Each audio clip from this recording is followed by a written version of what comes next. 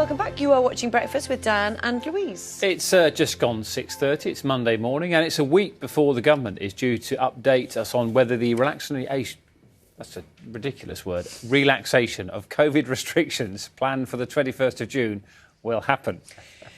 But with this highly transmissible variant and increasing cases, will it happen even as vaccinations for the under-30s open up this week? Joining us to talk about all of this is one of Breakfast's regular GPs, our Monday morning GP, Dr. Nigat Arif. Morning. Lovely to talk to you as ever. Morning.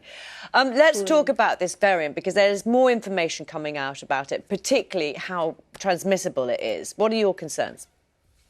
So the Delta variant, which is the Indian variant, we've renamed it by the World Health Organization classification. We know it's far more transmissible, 60% actually far more transmissible. And the latest data shows that there's roughly 12,000 cases. And the interesting thing is those 12,000 cases that we're seeing that are hospitalized, and also the fact that there are probably more in the community that we don't know about, are those that haven't been vaccinated or haven't had the full vaccination. So that means 2 doses of the vaccination. And because it is far more transmissible, it's a variant of concern. And now we know variants happen. I've been on many times and I've said, look, variants happen because that's what viruses do.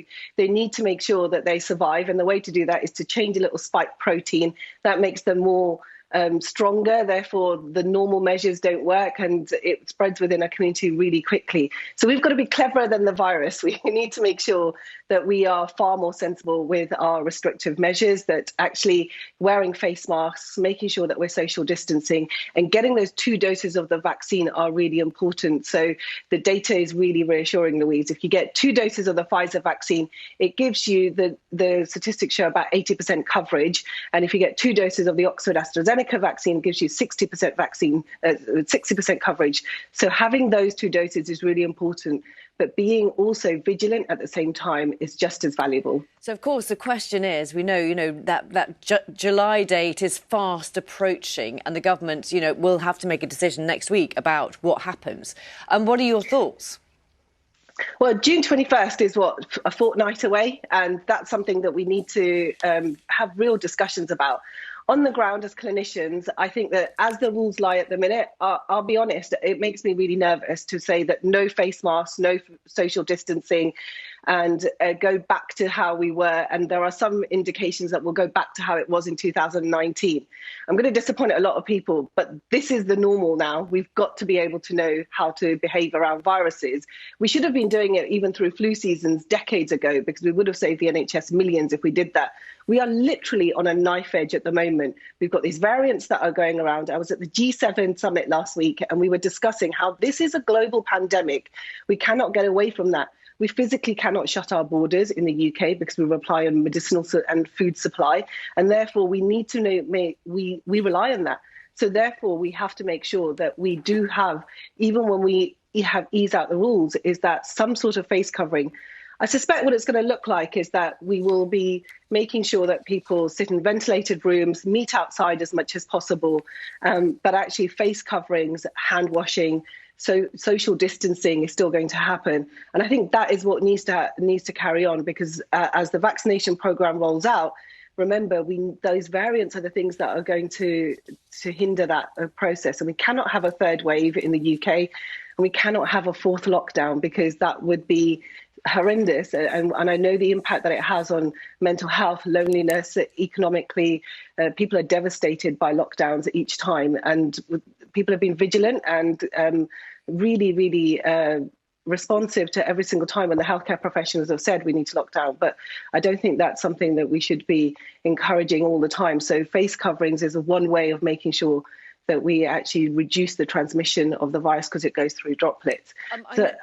It is this knife edge that we're on, Louise. Yeah, I know you've done so much work on vaccine take-up. Are you encouraged, though, by what you've seen?